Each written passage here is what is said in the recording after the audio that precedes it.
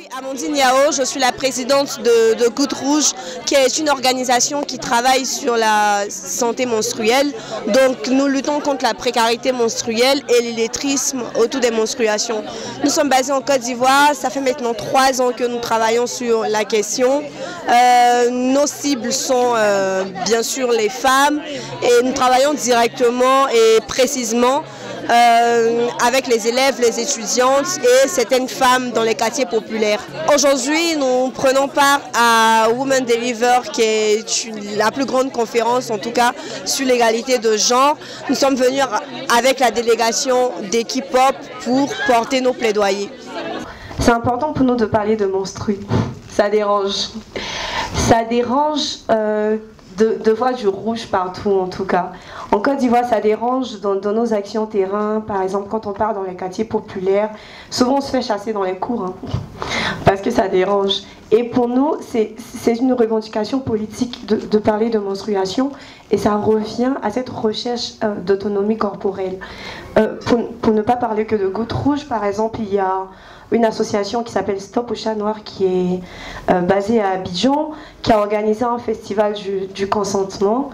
C'est bizarre de dire ça comme ça, mais il faut qu'on parle du consentement encore en 2023, c'est-à-dire c'est des notions qui ne sont pas encore appliquées dans nos sociétés. Et ça encore, c'est une revendication pour dire nos corps nous appartiennent, et non, c'est non. Et pareil, je ne parlerai pas, je vais parler des actions, mais je ne finirai pas de parler de ces actions-là sans citer Émilie Tapé, qui m'inspire beaucoup en Côte d'Ivoire, qui est une activiste féministe qui déconstruit la sexualité des femmes.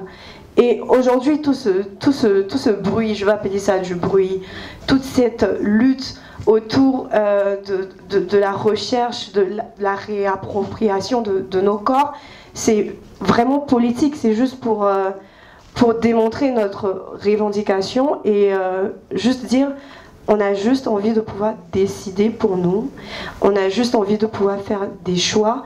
Et c'est bien normal en fait que l'autonomie corporelle dérange, parce que ça dérange bien entendu ce système. Nos corps, temple de la résilience et de la grâce.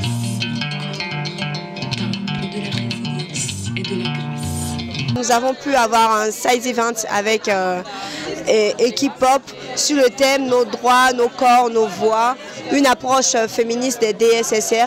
Et pendant ce panel, on a pu discuter des différentes approches féministes pour des DSSR, et aussi on a insisté sur la pertinence de l'intersectionnalité dans nos actions.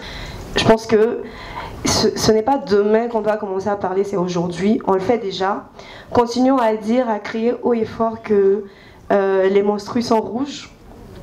Continuons à dire que non, c'est non. Continuons à dire que la sexualité n'est pas linéaire.